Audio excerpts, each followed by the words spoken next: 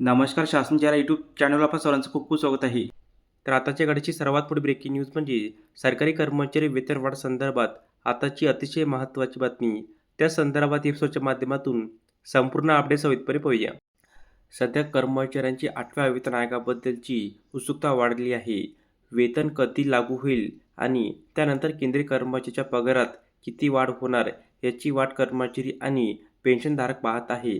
नव्या वेतन आयोगात पगारवाढ किती होईल हे प्रामुख्याने फीडबॅक फॅक्टरवर अवलंबून राहणार आहे. सध्या कर्मचारी संघटनेकडून 2.86 ते 3.25 पर्यंत फीडबॅक फॅक्टरची मागणी केली जात आहे.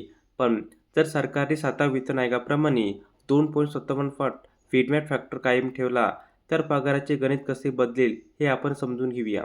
फीडबॅक फॅक्टर म्हणजे सध्याच्या बेसिक पगारात एक ठरलेला गुणांक गुणून बेसिक पगार ठरविण्याची पद्धत. 7व्या वेतन आयोगात 2.57 फीडबॅक फॅक्टर लागू करण्यात आला आहे. त्यामुळे किमान बेसिक पगार 7,000 रुपयाहून 18,000 रुपये झाला होता.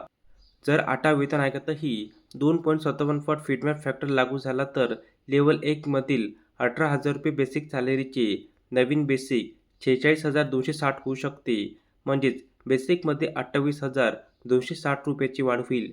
लेव्हल 4 मध्ये 25,500 बेसिक असलेल्या कर्मचाऱ्यांचा नवीन बेसिक 65,535 रुपये होऊ शकतो. लेव्हल 6 मधील 35,400 बेसिक पगार असलेल्या 90,957 पर्यंत जाऊ शकतो. तर लेव्हल 10 मधील 56,100 बेसिक पगार असलेल्या अधिकाऱ्यांचे नवीन बेसिक 1,44,177 होण्याची शक्यता आहे. पण ही फक्त संभाव्य गणना आहे. प्रत्यक्षात टेक होम पगार यापेक्षा वेगळा असू शकतो. कारण नवीन वेतन आयोग लागू झाल्यानंतर डीए, एचआरए आणि इतर भत्त्याची रचना बदलू शकते. नवीन वेतन आयोग लागू होताना विद्यमान महागाई भत्ता शून्य करून नवीन बेसिक पगारावर त्याची गणना सुरू केली जाते. धन्यवाद.